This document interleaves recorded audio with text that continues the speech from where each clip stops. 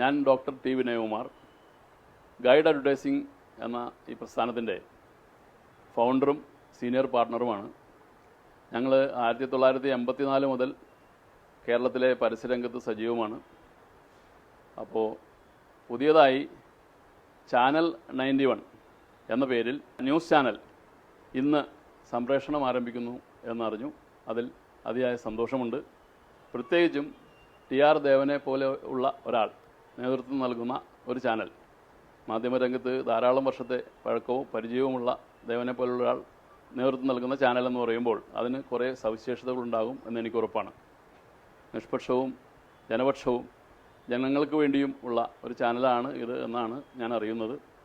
അത് ആ രംഗത്ത് സജീവമായി തുടരാൻ കഴിയട്ടെ എന്ന് ഞാൻ ആശംസിക്കുന്നു.